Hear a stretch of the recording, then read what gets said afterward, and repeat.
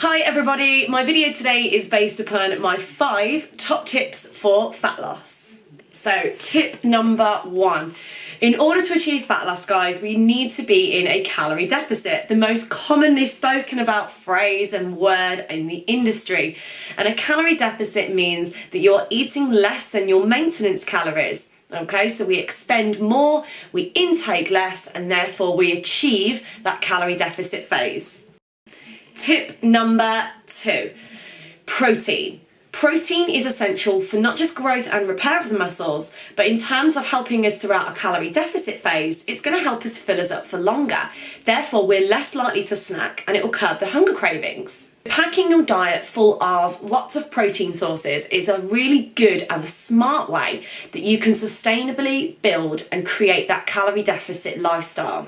Let's face it, eating less calories is not really what we always like to hear, so let's be proactive about it. Protein will help keep you fuller for longer.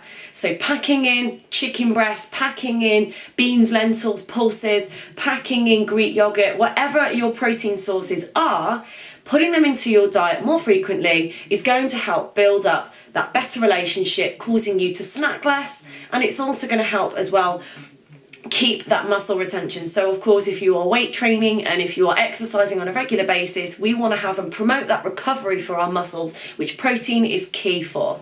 In terms of how much protein we require as individuals, I always say as a recommendation 1.5 grams to 2 grams per kilo of body weight.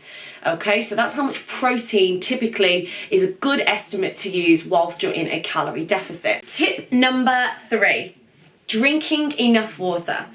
Water is absolutely essential as part of our diets, and usually for a lot of people it's overlooked. It's forgotten about because they're training 6 times a week and their diet's absolutely on point, their sleep. However, the one thing that a lot of individuals forget about is their water. They think it's not necessarily as important as drinking 5 cups of coffee a day. Water is essential to allow our bodies to process our functions, such as metabolizing our foods, digesting our foods, excretion, used in our hormones. It's also about for the blood. It is used everywhere and it's used all day long by our bodies. So we need to make sure that we supply that water to our bodies every single day.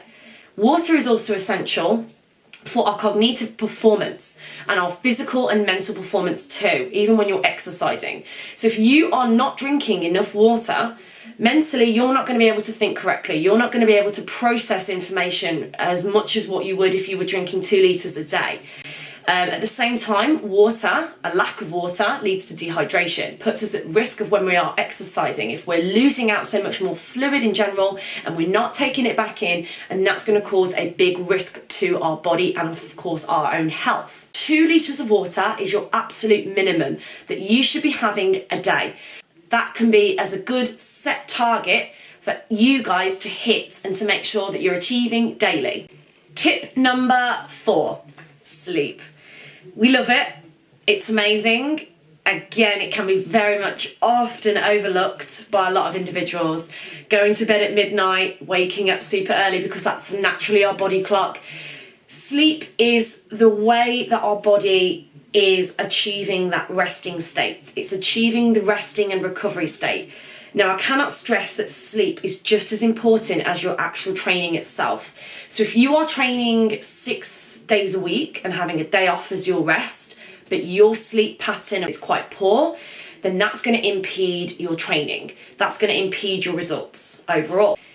Why sleep is just as important as our training itself is purely because of the relationship that sleep has to performance level. So when we get a poor night's sleep, naturally in the morning we wake up feeling tired. What do? We opt for more caffeine. In addition to that, because we feel quite tired, we also opt for poor decision and nutritional choices. So this could be opting for sugar in the morning. This could be opting for an energy drink rather than a glass of water. So there are many different factors and there is a correlation between our sleep and our performance. If we want to achieve consistency, sustainability with our diet, being in a calorie deficit, making sure we've got enough energy to exercise 5 times a week, at the same time get you sleeping, etc., etc., we are not able to do that if our stress levels are going to be up and through the roof. So it's always a good way to help make sure that we monitor those stress levels, we bring them down by looking at things like sleep. And tip number 5. So I've always been on about this in terms of our movement levels and how active we are on a daily basis. Now I'm going to break it down for you. It's something as very simple called NEAT, okay? Our NEAT, our non-exercise activity thermogenesis. Now, this NEAT is basically the amount that we move on a daily basis, our general movement. So if we're moving 10,000 steps a day versus 2,000 steps, are we active if we were to take the stairs versus taking the lift? Okay, those sort of choices that we make are down to our control.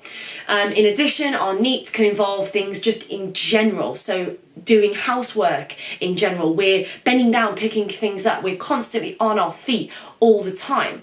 Now our NEAT plays a massive correlation to fat loss goals because our NEAT is our overall expenditure. Now our NEAT is a big contributing factor to our overall metabolism and the way that our body and how much the body will expend through our calories. So that's why it's so important that you ensure that if you are on a fat loss journey, you want to make sure that you're moving more. You are choosing the stairs versus the lift. You are taking advantage of moving more and doing more and going out for regular walks or cycles and being more proactive. If we don't and we neglect and take away all those basics, then we've completely lost the basics of fat loss. Physically make yourself more proactive and you will see the benefits.